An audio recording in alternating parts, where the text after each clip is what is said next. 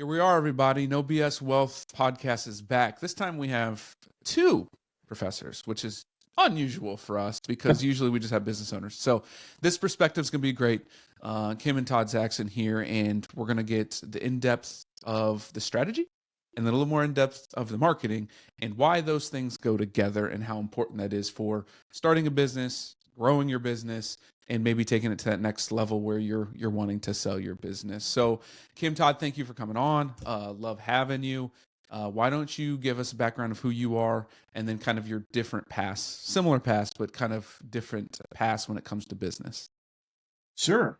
So we actually met in business consulting in the DC area.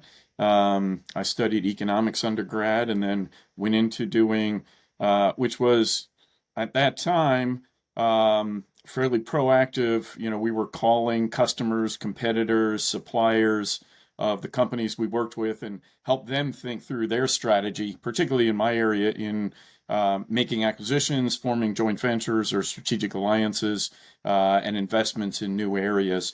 And that's where I met Kim. Right. And I actually studied marketing at MIT, which most people don't think you can do that. So I'm very quantitative way of looking at marketing. And I've been practicing market research for, something like, 37 years. What? What? So you've seen it change slightly, just a little Slightly. bit. It's very interesting with today's students when, we are looking at a company from the past and they're like, I just don't know why they didn't do blah, blah, blah on the internet. Okay. Because there wasn't it. It wasn't what it is. But for students now, the internet has always existed. Yeah, it has. So, Which is weird because it's a generation below mine, and I remember not having internet. I remember it just starting. So like we can recognize what was. right. Still can't get my brain around that this other generation has never had any of that. They don't understand any of it, which is kind of crazy. Right. Whereas the first time I used the internet, it was really an intranet and I was using DOS prompts. Ooh, old school DOS. No one knows what that is anymore, so that's fun. Well, that's fantastic. A little bit of your background. Now, let's get into what a lot of people are always going to question is when do I start my business? How do I start my business?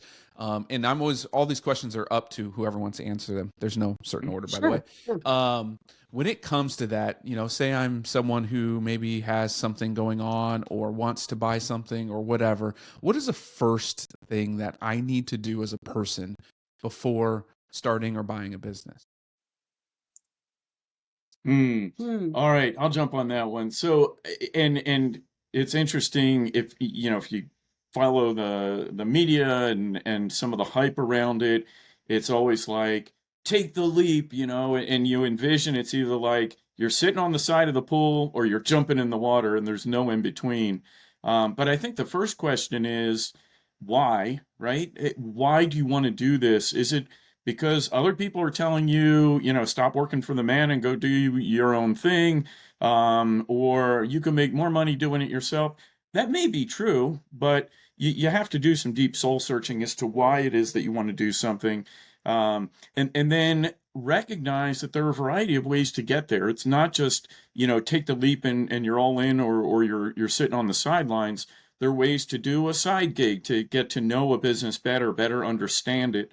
Ways to partner with other people who are already involved in a business so you get to know more about it. So, I think it's a false kind of narrative to think that you're either, a chicken not willing to do it, or you're going all in and risking everything, including, being able to keep the lights on for your home and family.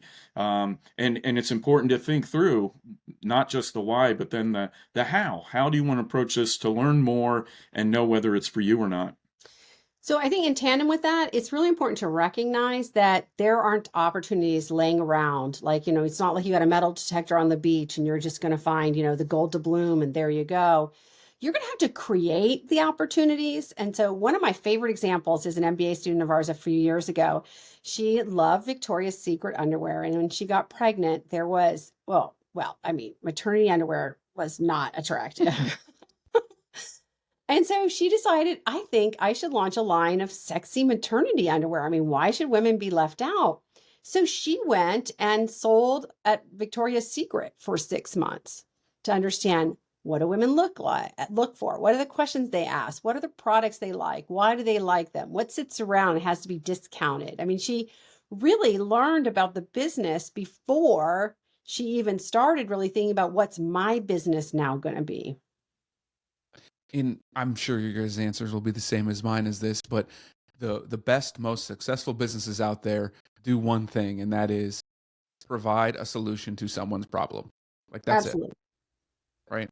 That's business 101. If you can't do that or don't know how to, and it's very muddy, then go work at go work somewhere, figure it out for 6 months, right? Something like that, as well. Now, the best, easiest way is to find a problem that is unsolved and solve it. I have to point out that occasionally you can come up with something that is so amazing that the problem didn't exist, right? And so we have to not discount those rare birds. Right. You know, you think of like OpenAI with ChatGPT. It wasn't like a bunch of people were standing around going, "Oh, I just need a computer to tell me what to put on this paper." Right. But that was really expensive to get there. Right? So that's the hard way to do it. And you have to be really good if that's the way you're going to do it. And Stoya, you know, as you talked about, it's not just solving a problem for somebody, it's solving it and being able to articulate what your solution does for them in language that they understand. So you looking from afar at what I think is a problem for Kim, and me coming up with something and solving and saying, hey, now you can look, you know, sexier when you're pregnant, or which she looked great when she was pregnant, so she didn't need anything like that. But you know, it's a different thing to really kind of put yourself in that customer's shoes to understand their problem, but also how they talk about it, et cetera, from their perspective. And that's a step that we see some entrepreneurs miss in their rush to provide that solution. Is like, hey, here's a solution to, and they describe the problem, and the customer's like, huh, I don't even think about it that way or use that language. So that's part of that investment of time and energy, is understanding not just the product per se, but how it solves the problem for the customer and how they talk about that. So we'll get into let me back up. Relationships, right? It's all about trust and communication and listening, right? I've learned that in all my years, 11 years of marriage, right? Listening, and that's what you just described to me. That's what the word brought into my brain was, we as business owners need to listen to the consumers to truly understand what issues or problems they're having, to then adjust whatever we're doing for that solution. And if you're not, and you're hard-brained or think that you have it, they just need to adapt, yeah, I don't think you're going to be very successful. Well, we have worked with a number of small business owners over time, and some do think, if I just put it out there, they will come. Well, you know what? The most common thing that people do is either nothing or what they're already doing. So if you have something new, you have to get them to change their behavior to adopt your new thing. So if you don't listen very well, you're going to be really easy to ignore. Yes. Well, and you talked about relationships in regards to the customer, the consumer, but you also raised another dimension that's super important, which is you have other relationships. You have family members. You have lights that you're helping keep on with your partner.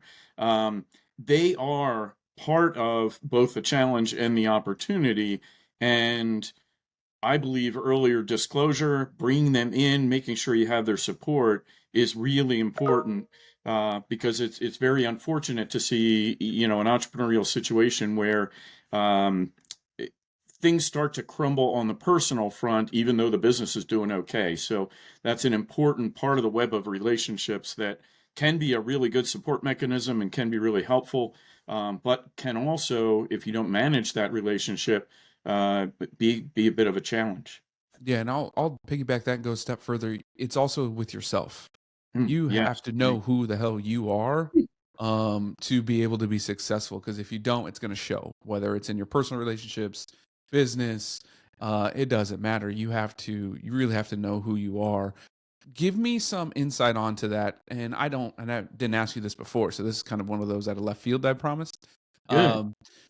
when working with someone or someone in the business perspective that hasn't thought through like who they are, what are some steps, maybe a couple pointers that someone can do to recognize like, okay, I'm not 100% comfortable. I don't know who I am, but I know I need to be successful.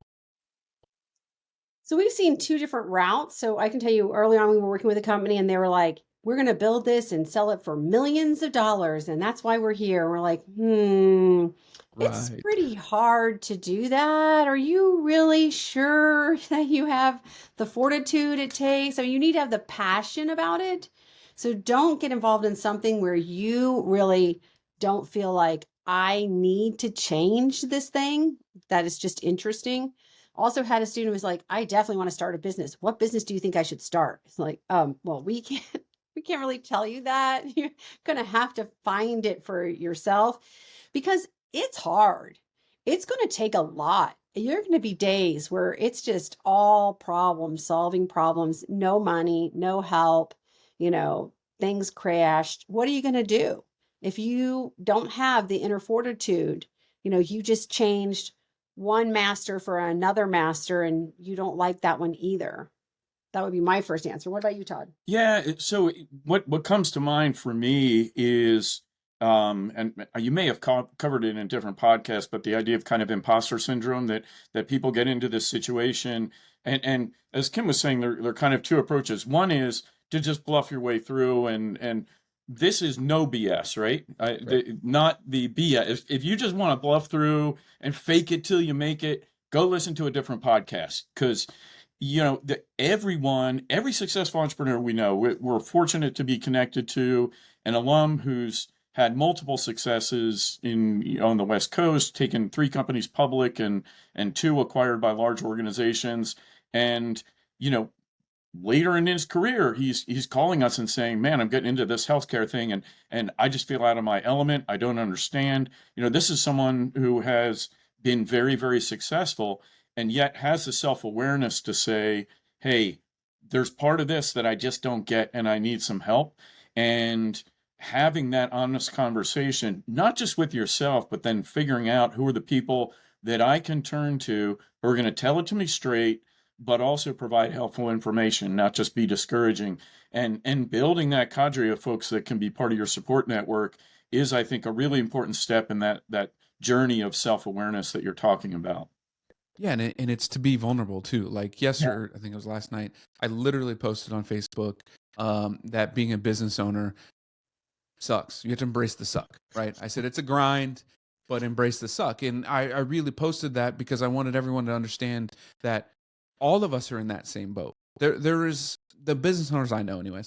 I don't think there's any out there that have not had to do that grind or in the grind, and you have to embrace the suck. And I stole that from the Navy SEALs, of course. But it was funny because I posted that, and that one blew up, and a lot more conversations came out of it because all of the business owners were like, yes, that. And I wanted to point that out is because build that network to understand that there's others out there. They might not be in your industry. They might not even be in your same state, but there's others out there that can help you in ways that you don't know because we're all going through the same thing. It just looks a little different. Yeah, and I think that's one of the things that's been a blessing with the co-working spaces. So a lot of the co-working spaces are places for, business owners to find others to get help more inexpensively than maybe if you were looking through the yellow pages, but also to have some social events that help you bring it together so that there's others to share the burden.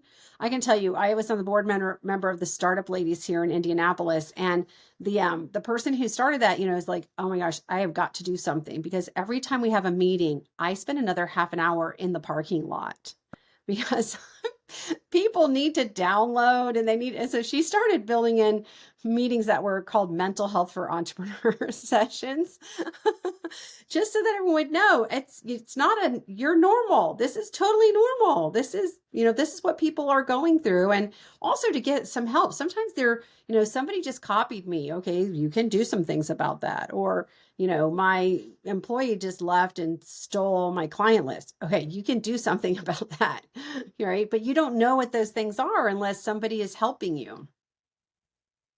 Yeah. Go ahead. I was going to say, and it even goes so far If you have the kind of company that going out and raising external funds and looking for investors, which is not right for every business. And so this is a sidelight, but don't get trapped into that myth that the only successful entrepreneurs are those that, go out and raise $1 million or something. That also is BS. And, knowing what kind of business you want to start and whether you need funding or want funding to grow it is really important.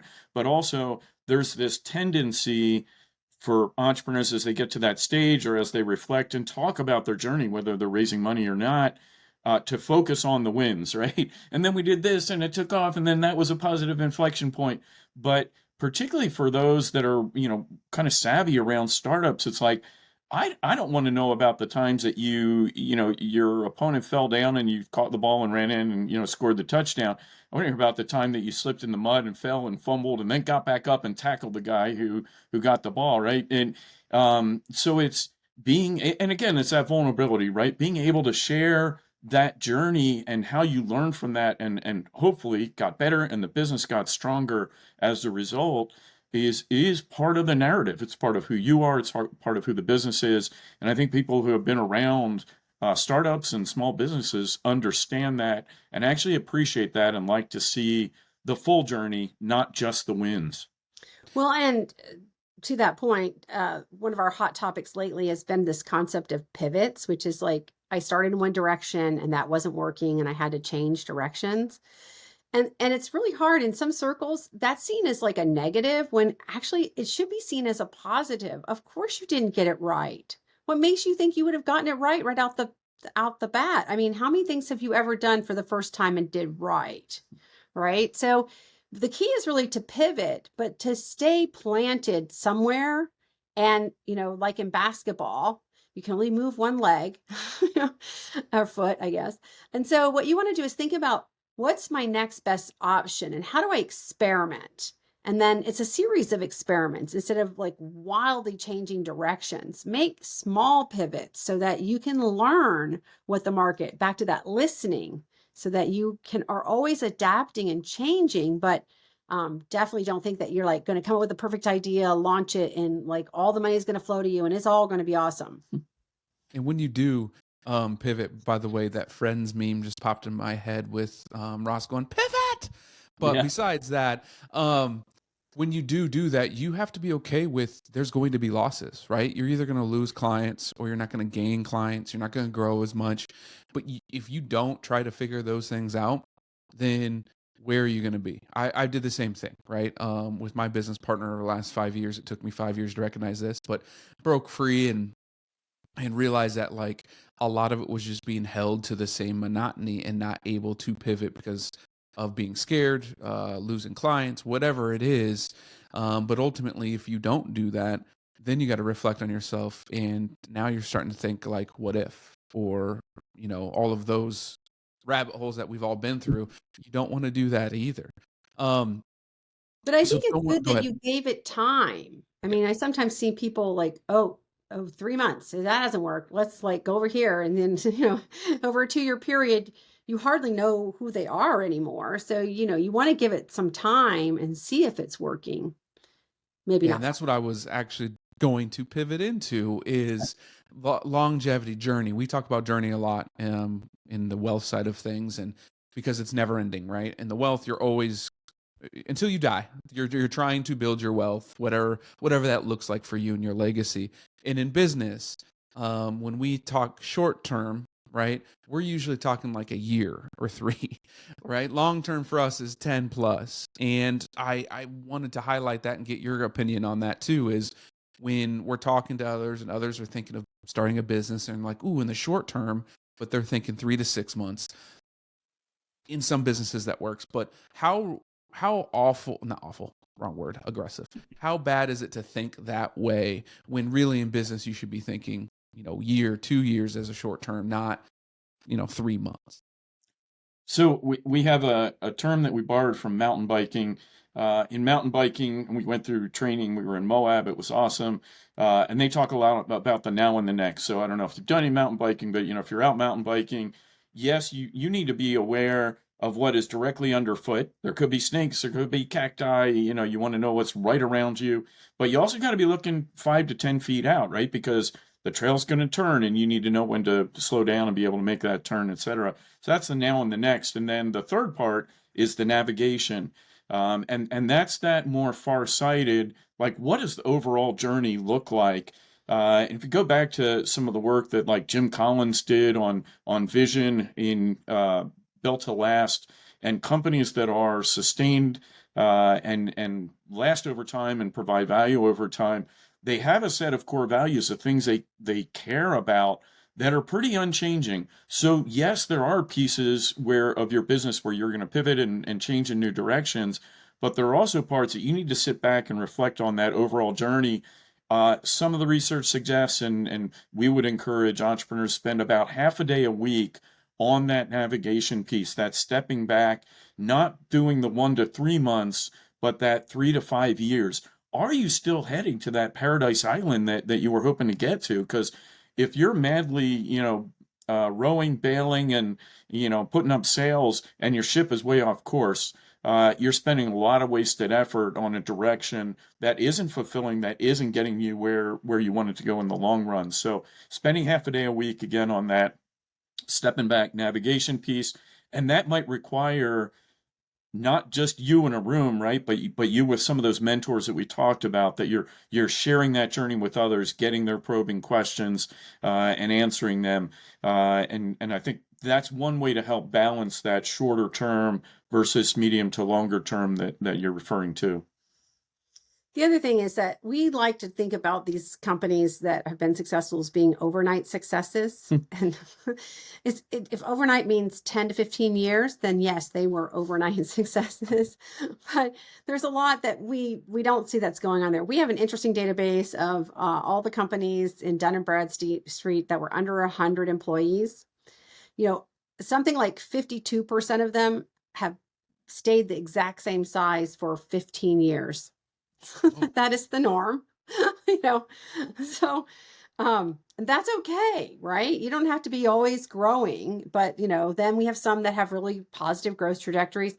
If you can build to a stable base of, that you're happy with, that meets the needs of you and your family and your goals, that's awesome. I mean, I worked with a small company here that was about 5 million.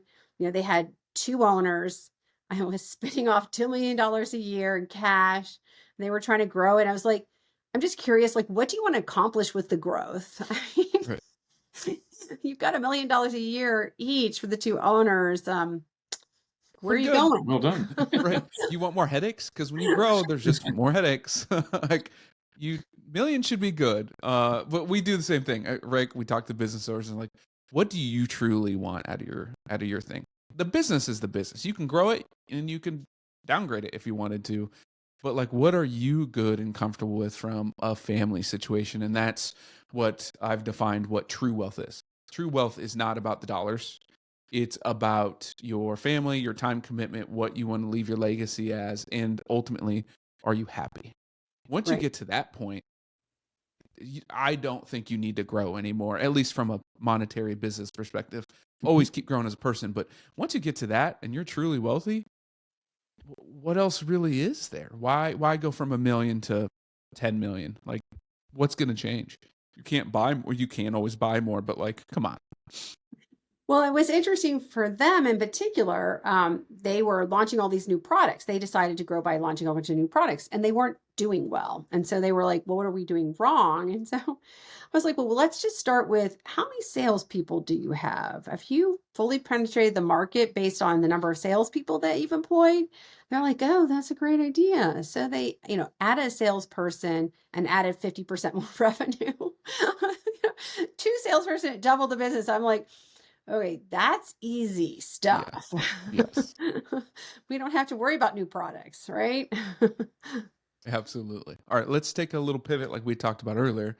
Let's go out of the strategy vision, which we've been in, and let's go more to the marketing, right? So they're on board, they know what they want to do. We've got our strategy, we understand it. Talk to us about how marketing works in today's standards. Yeah, I think that some truisms are still the same as they've always been, which is, you definitely have to solve a need. Nobody is going to change their behavior unless you're, meeting an unmet need for them in a way that they're willing to pay for. So that's like really particularly key. The second thing is really that you have to give people a reason to buy you. So you have to differentiate yourself. You have to know what it is the value that you're creating for them and be able to communicate that to them. And that I often see as the biggest miss. A lot of times new ideas come and they talk all about what the new idea is, and let's just take the iPod, for example. It when it came out, it was, it had a 520 megabytes of storage and it could store 3,000 songs. Okay, so what, right? Why are you talking to me about features? What does this do for me? Oh, well, you can play music uninterrupted for 1,000 hours. Oh, well, that is cooler. I probably don't need 1,000 hours. That's a really long run. That's a really long run. I mean, I think I could do all right with just 2 hours, right? Yeah. But, to reframe it so that you're talking to people about what they get from something, the benefits, those are the things that they want to pay for. And then the last thing is it's data. There's so much data available right now. And for smaller businesses, it's really hard to afford the software to be able to leverage your data.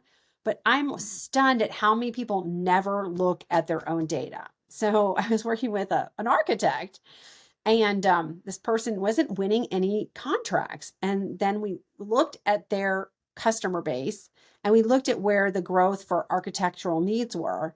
And all of the RFPs that they were going after were not in growth markets. Like somehow over a 2-year period, they had shifted from customers who were growing to customers who were shrinking. And we're like, just pivot back to where you were 2 years ago.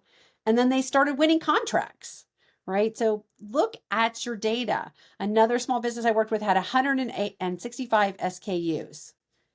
That is a lot of products. Okay. 22 of them generated any meaningful revenue. Simplify your business.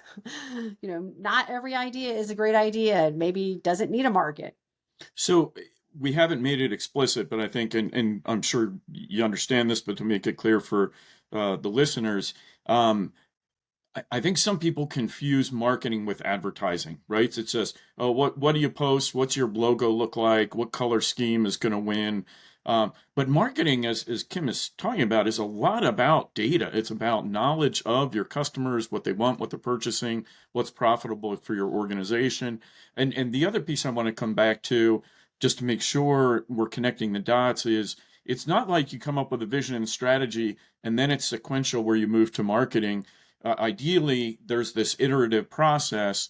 That's part of the whole kind of lean startup mentality, right? Where you have some initial hypotheses about your strategy and what's going to work, but then you go interact with your customers, test it, ask them for a letter of intent, an LOI, that if you actually develop this and offer it for a certain price, that they will buy it, right? You can do that with business organizations as a customer, and that gives you the confidence. So don't be satisfied with just oh yeah, that looks great, and then go, spend $200,000 building something.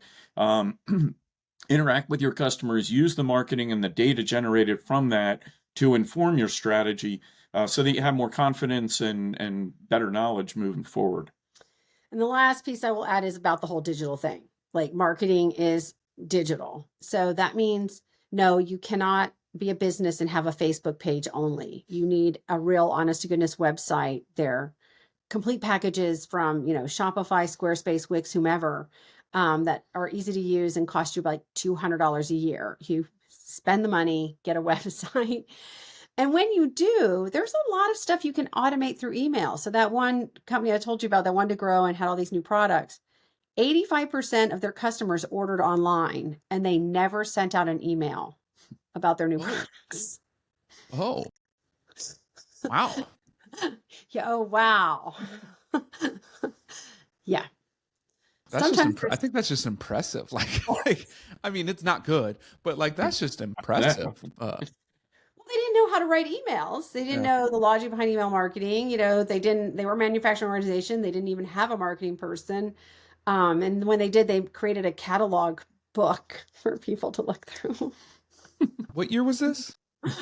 This was not that long ago. Let's just say it was in the 20, 2000.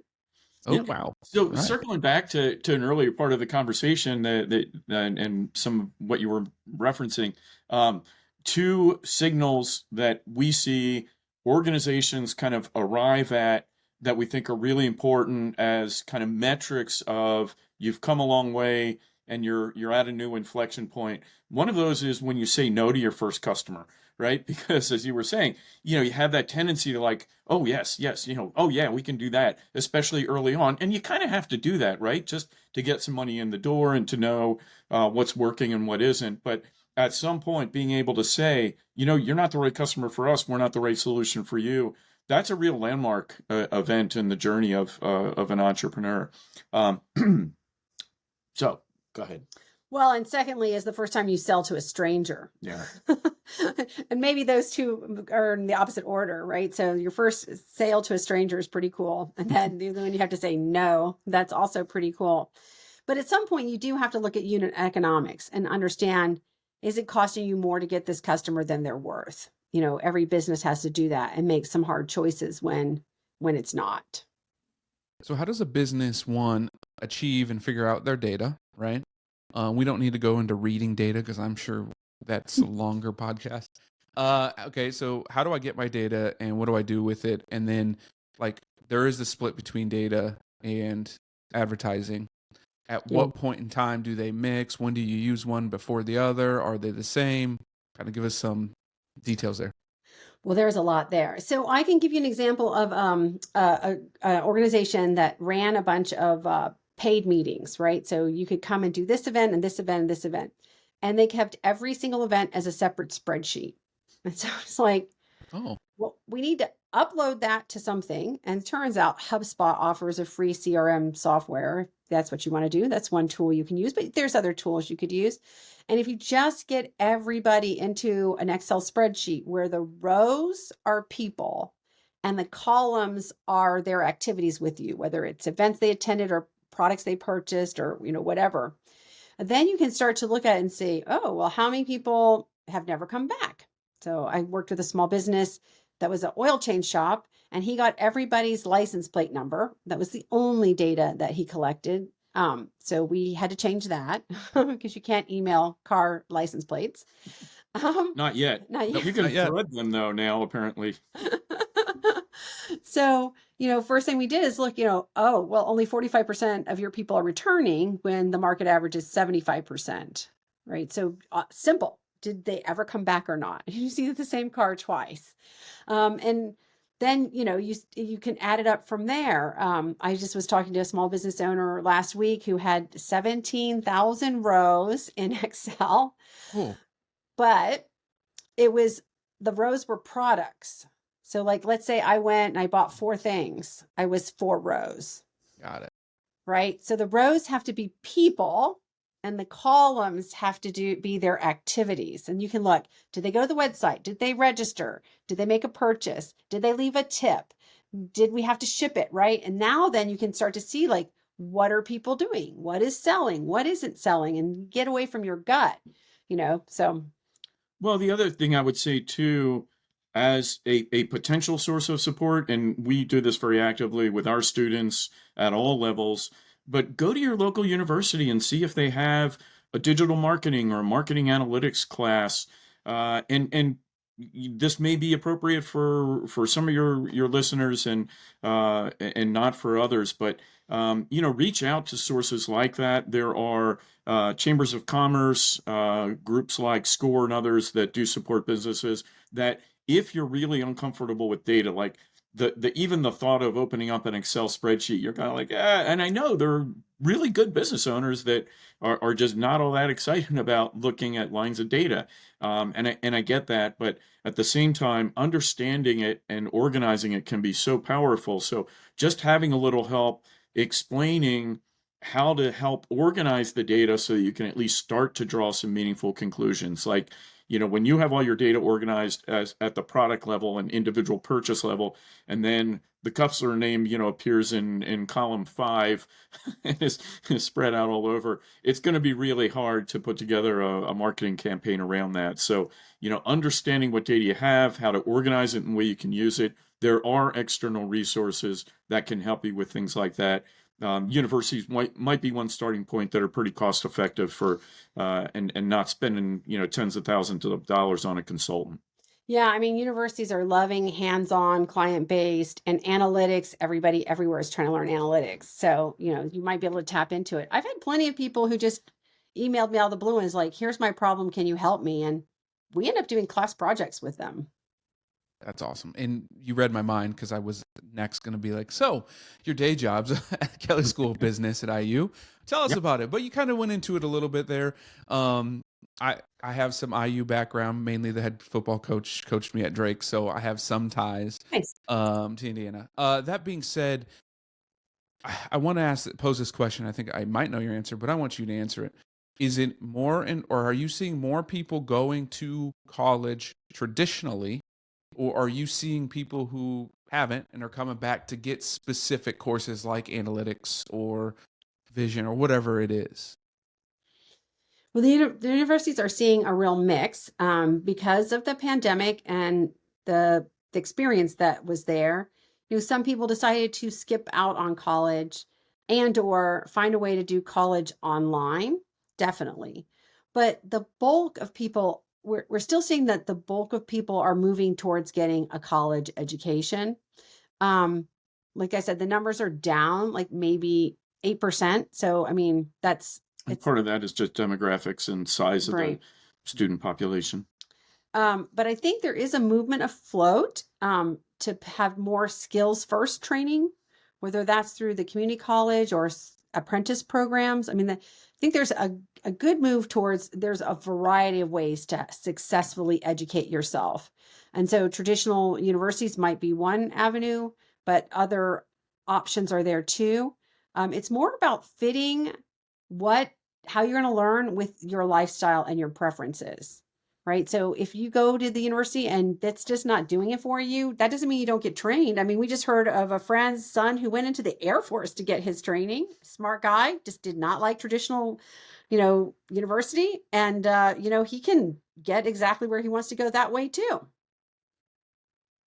So yeah, I think to partly address your question, the educational landscape is really diversifying, and universities talk about lifelong learning and give it some lip service over the past 10 plus years, but the reality is you cannot get what you need as a base of education that will help you for the rest of your life. We were already talking about like the internet and innovations that the current generation of undergrads never lived without. We will not be able to comprehend. Even they will see innovations in 10 to 15 years that don't exist today, that we can't possibly fathom what they look like. And that leads to a very dynamic landscape about the kinds of tools that you need. So I think, yes, an undergraduate degree can give you a really good base knowledge, but the reality is you're going to have to continue to reinvest in learning new technologies, new approaches. There are tons of certificate and badging courses out there, particularly in the marketing arena, that are relatively inexpensive. They give you specific skills, and you can actually put that in your resume as a certificate that you've earned. And I think organizations are becoming increasingly appreciative of it's not just the degree and whether it was a top 20 school or whatever, but what did you actually do? And being able to tell that story to employers, being able to use that training in what you're doing as a small business owner or founder, that's what really matters. And good universities are getting that and tailoring more and more of their programs to a mix of hands-on activities where you actually have to apply, get out of the classroom, interact with others, and I think the whole educational landscape is being disrupted, right, over the last 5 to 10 years, and will continue to do so.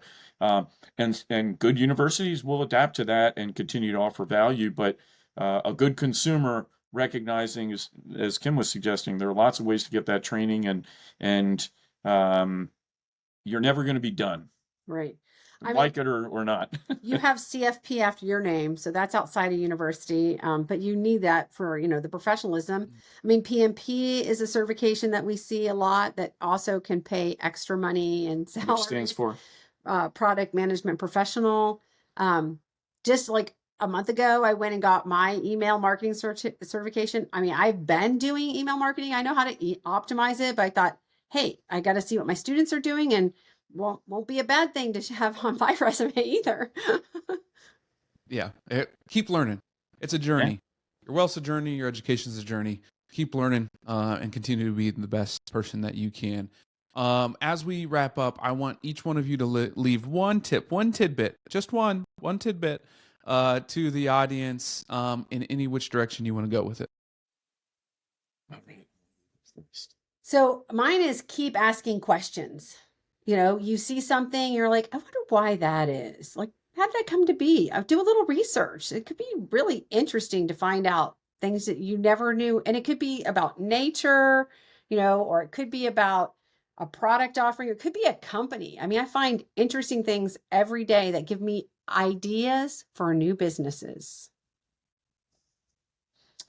So I'll kind of focus a little bit on action versus inaction, and just take the step, do something, right? Do something to learn more about. Go take a job in the market where you think you want to start a company. So many people, I think, are enamored with the idea of starting a business, whether it's a side gig or a full-time thing, but it's that first step. It's like, getting off the computer doing background research. It's like stopping just talking about it and take a step. Move forward, whether it's, meeting with somebody, potential customer, describing, the idea that you have in your head that's going to evolve. Start exploring. How do I actually move this thing forward and take that first step? And what you'll find is that you're going to learn, you're going to stumble, you're going to make mistakes, but that once you start that process of moving forward, you can build traction and get to those inflection points. But if you don't take the first step, you're never going to get there. So he says that, and I've always remembered that I'm kind of like a fair weather runner. I look out and I'm like, oh, it looks kind of cloudy. It might rain. I'm not going to go. And then when I push myself and I get out the door, I inevitably have a great run. And even if it sprinkles a little bit, I'm sort of like, oh, I don't get to run in the rain that often. This is kind of pleasant, right? So that doesn't hurt to take a step. No, it doesn't. And if you're looking for a business school to take a step to, which business school should they go to? So we teach at the Indiana University Kelley School of Business. We have an online MBA. We have full-time MBA. We have a part-time MBA. We have certificates, masters of science. I mean, pretty much anything you could want. And we have us. Right. I mean, Well, most importantly, it's you two. Duh. Hello, people. Well, we do teach in the online program, so there's a good chance that you would get us. There we go. Kim, Todd, fun. This was very fun and enlightening. Again, we haven't gone that deep into some of the strategy behind it as well. And data has not been brought up from the analytical side for marketing either. It's always social media based. So I appreciate your time. I look forward to getting this out and having you back on here, maybe come the first of the year. But I definitely appreciate your time. Well, thank you. Been a pleasure and fun conversation. I hope our listeners get some benefit from it.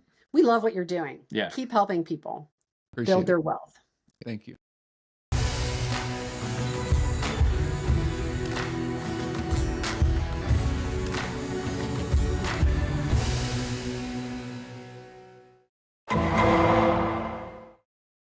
The preceding program was sponsored by Black Mammoth.